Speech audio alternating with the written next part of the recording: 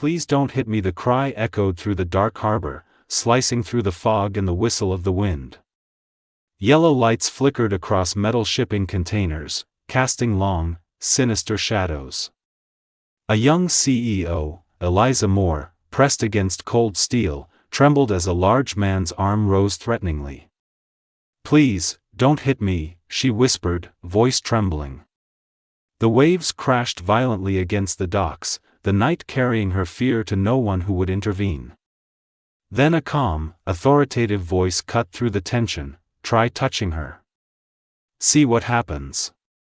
All eyes turned.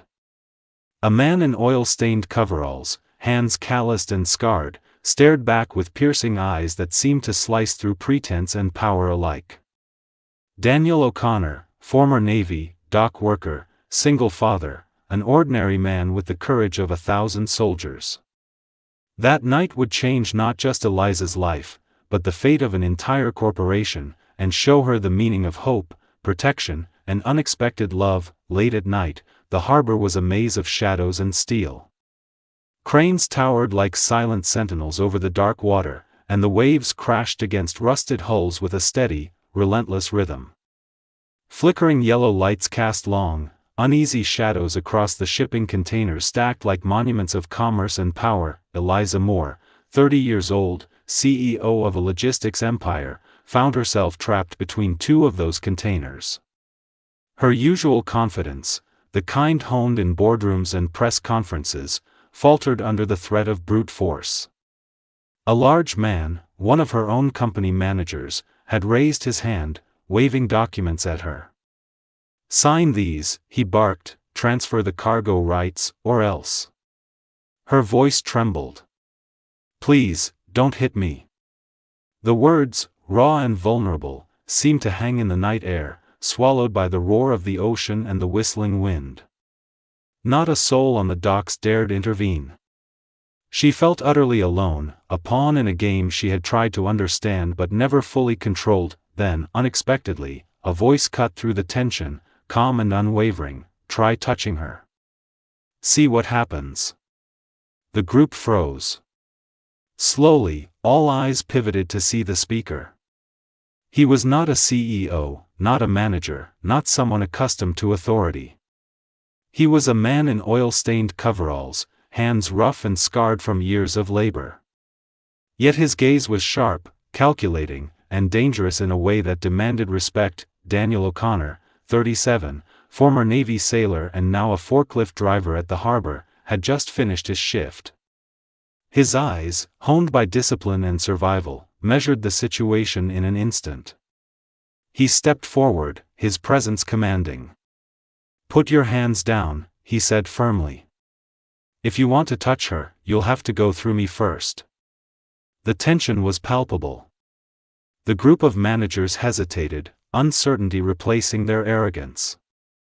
Daniel's stance was steady, his military-trained reflexes ready for whatever came next.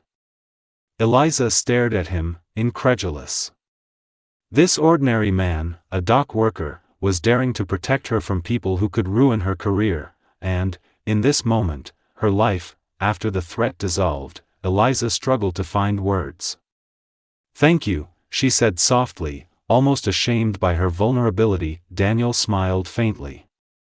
"Everyone has the right to be safe," he replied. Walking home that night, Daniel's thoughts wandered to his daughter, Emily, a 9-year-old with golden blonde hair and a mind full of imagination. She was waiting for him, likely asleep with one of her paper boats on the nightstand, a small message of hope floating towards some distant ocean. Her words, "Someday my boats will reach the real ocean," had always reminded him of the world's possibility. Even when reality was harsh. At home, he found Emily fast asleep, her tiny hands folded neatly over a new paper boat. This one was different. Instead of simply saying, "Hope," she had written, "Hope for everyone." Daniel's chest warmed. Even at 9, his daughter understood something profound. Hope wasn't meant to be hoarded, it was meant to be shared. The next morning, Emily noticed the subtle change in her father. "Daddy," she asked over breakfast, "did something happen at work yesterday? You look different. You have your hero face, she added with a serious expression. It's not your regular daddy face. Daniel laughed quietly. I just made sure someone stayed safe, sweetheart. That's what Mommy would have wanted you to do, Emily said. Her words pierced him. The mention of his late wife, Sarah, always tightened his chest. Sarah had been the embodiment of courage and kindness, a social worker devoted to protecting children and families. Emily's innocence reflected the best of her mother, a reminder of what Daniel had lost, and why he fought so hard to protect the world around him. Across the city, Eliza Moore sat in her pristine office, looking down at the harbor where her life had nearly ended. She had survived hostile boardrooms, aggressive negotiations, and ruthless corporate power plays, but that night had been different. She had been genuinely afraid, not of losing money or influence, but of physical harm, and for the first time, a stranger had protected her without seeking anything in return. Her curiosity about Daniel grew. Who was this man, a dock worker, who would put his life at risk for someone he didn't even know? Her investigations into harbor fraud had led her to corruption, but this simple act of bravery revealed something more profound: authenticity, courage, and integrity. That afternoon, she found him in the workers' break area. Daniel's humility surprised her. He didn't want praise, he didn't want recognition. He had acted out of principle, the same principle he had tried to instill in Emily: protect the innocent, act with honor, and never let fear dictate your choices. The following days, Eliza visited Daniel at the harbor often, learning about his routines, witnessing his devotion to Emily, and watching the simple joy of family life unfold in a world she had never known. Emily became her teacher, guiding Eliza's hands as she folded paper boats, carefully instructing her on the art of hope. Your corners are too loose, Emily corrected one afternoon, her brow furrowed in concentration. The boat has to be strong enough to carry hope without sinking. Daniel watched silently, pride swelling in his chest. This man, who had known grief and danger, was passing on his wisdom and resilience to a child who understood the weight of hope. As days turned into weeks, a bond formed between the three of them. Eliza's corporate life felt hollow in comparison to the warmth and authenticity she witnessed daily. She learned about everyday struggles, budgeting, grocery shopping, folding laundry, but with each small victory, she felt alive in a way money could never buy. Then came the real test. Her family, furious at her defiance, hired thugs to eliminate her. Once again, Eliza found herself cornered in a shipping container, knife pressed to her throat. Please, don't hit me, she whispered for the second time. Daniel, alerted by the noise, charged into danger. His training and instinct took over. He took down attackers, protected Eliza from harm, and even stopped a fire intended to destroy evidence of the smuggling operation. Blood streamed down his forehead, yet he never wavered.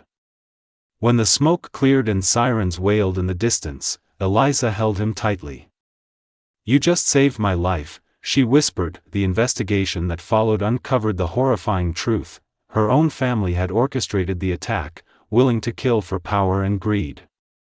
Daniel's advice was simple yet profound: you have two choices, bow down, or stand up. I won't choose for you, but if you stand, I'll be right here. Eliza chose truth and integrity. She revealed the smuggling operation and corruption in her family's company, igniting the harbor-era scandal. Despite threats and attempts to discredit her, she no longer feared her family's manipulation. With Daniel and Emily by her side, she discovered the power of love, trust, and authenticity. Together, they established the Hope Fleet Fund, helping children access maritime training and instilling in them the same sense of hope Emily had taught them. Each paper boat became a symbol of dreams carried forward, a tangible reminder that even in darkness, hope can float. Over months and years, their lives intertwined. Eliza learned to drive a forklift, Daniel managed his work with renewed pride, and Emily thrived in a family built on trust, not wealth. Sunflowers bloomed outside their modest apartment, and every evening they floated paper boats in the harbor, watching their hopes drift toward the open ocean. A year later, they celebrated a small wedding. Just the three of them, a harbor chaplain, and 2 witnesses. Emily, as flower girl and ring bearer, added her vows. I promise to keep making paper boats for all of us and to always save room in my heart for my whole family. Eliza had traded billions for love, designer gowns for work clothes, and isolation for belonging. That night, as they watched the harbor lights shimmer over the water, she realized the lesson Emily had taught them all along: hope floats, even when everything else sinks. Family isn't about blood.